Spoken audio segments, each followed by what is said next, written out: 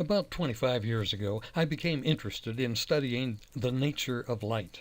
I bought a device from Edmund Scientific that measured the photon energy of light using a Centron 1P39 phototube.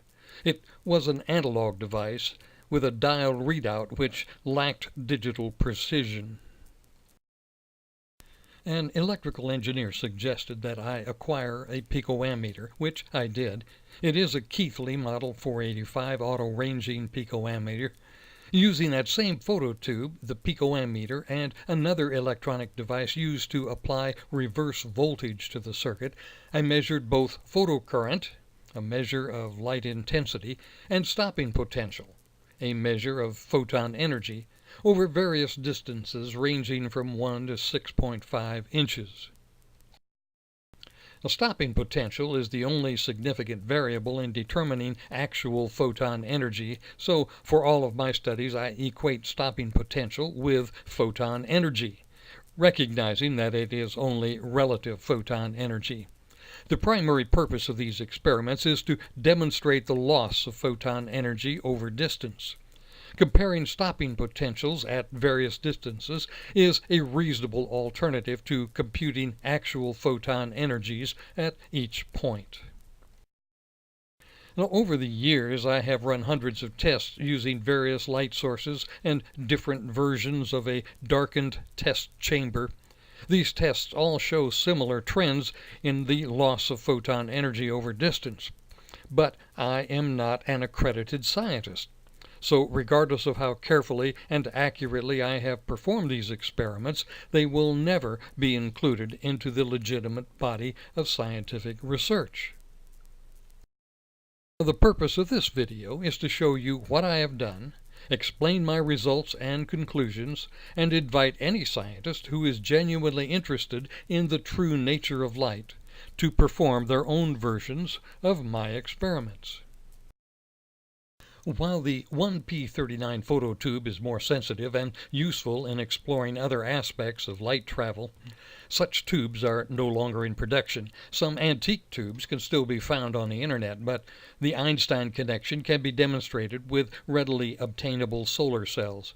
For these tests, I purchased a shell solar cell, 60 by 60 millimeters, from Edmund Scientific. Now, the measurement chamber is reasonably darkened, protected in a grounded Faraday cage, and temperature controlled. I used 12-volt 50 milliamp bipen incandescent lamps for this series of tests because they provide a broad range of photon energies with varied voltages. 15 lamps were shrouded in a matrix about 0.75 by 1.25 inches. The entire matrix was powered at 2, 3, 4, and 5 volts DC, respectively, for each of the tests. Distances ranged from 0.25 to 2.77 inches. I inserted a mask over the solar cell to limit the activation to an area similar in size to the lamp matrix. Photocurrents were measured in microamps and ranged from 13 when the lamps were powered at 2 volts up to 377 when the lamps were powered at 5 volts. It is a wide range of values which produced characteristically similar curves. Photocurrents reflect the intensity of the light, how much light was measured at various distances. Photon energy is determined by applying a reverse voltage to the photocurrent circuit and driving the photocurrent down to zero.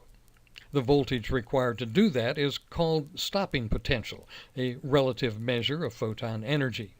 At 2 lamp volts, the stopping potential began at 49 millivolts. At 5 lamp volts, the stopping potential began at 940 millivolts. Again, a very wide range of measurements with characteristically similar curves. To demonstrate the Einstein connection, I selected the photon energy curve generated by the lamps powered at 5 volts DC. I stretched it vertically to show voltage variations more dramatically, but I was curious. If this is genuinely an energy curve produced by moving light away from a detector, and light is known to diminish as the inverse square of the distance, what would happen if I divided each energy reading by the square of the distance? This simple calculation produced a curve that was curiously familiar. This curve is generated by Einstein's mass change equation. If a particle of a given mass at velocity v equals 0 is accelerated to speeds approaching the speed of light, then the particle mass increases towards infinity. Particle accelerator experiments have validated this equation. It is universally considered to be true. So if accelerating a particle increases its mass, then decelerating a particle that is already traveling at speeds close to c should decline in mass along a similar curve. Now let's overlay Einstein's curve with a photo image of the same curve. Reverse the curve. Isolate it so we can superimpose it on the actual data curve showing the loss of photon energy over distance and the curve generated by dividing each photon energy reading by the square of the distance. Then we slide the two lower curves close together to see how similar they are. Now, they're not a perfect match, but they come close enough to consider them characteristically similar. Note that the curves start at the same point but end differently. And that's because the horizontal scales are different. For Einstein's curve, the scale is velocity and ranges from 0 to almost c. For my test, the scale is distance and ranges from 0.25 inches to 2.77 inches. If I had stopped squaring the distances at 2.15 inches, the two curves would have ended at about the same place. For added clarity in this part of the discussion, I will separate the curves. Now, consider Einstein's most famous equation, E equals mc squared. If we solve that same equation for mass, we get m equals E divided by c squared. My experiment clearly shows, on the purple curve, a decline in photon energy over distance. And when we divide that energy by the distance squared, we get a red curve.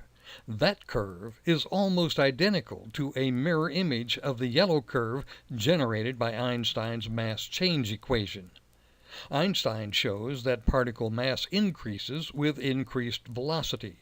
My experiment shows that photon mass decreases over distance. If we believe in Einstein's mass change equation, then we have to believe that velocity is the only factor that can significantly change particle mass.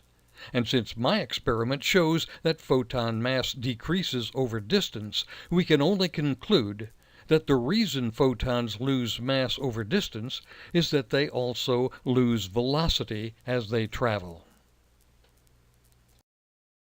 A simplistic interpretation of this equation can be stated as follows. The faster you go, the bigger you get. The slower you go, the smaller you get.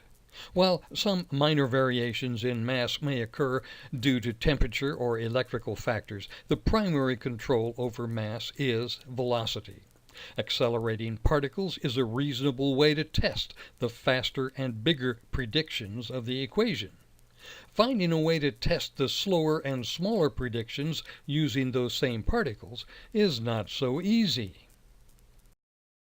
Studying particles that are already moving at speeds equal to or faster than c seems like a reasonable way to study the slower and smaller predictions of Einstein's equation. The similarity between the mass increase predictions and the photon mass decrease measurements is a reasonable indicator that there is merit to the study. Is it not reasonable to assume that whatever causes mass to increase with added velocity would also cause mass to decrease as velocity declines? If photons actually slow down over distance, then there must be resistance to their motion. If there is such resistance, would it not also slow down atoms? If atoms are slowing down, then according to Einstein's equation, the universe must be shrinking, not expanding.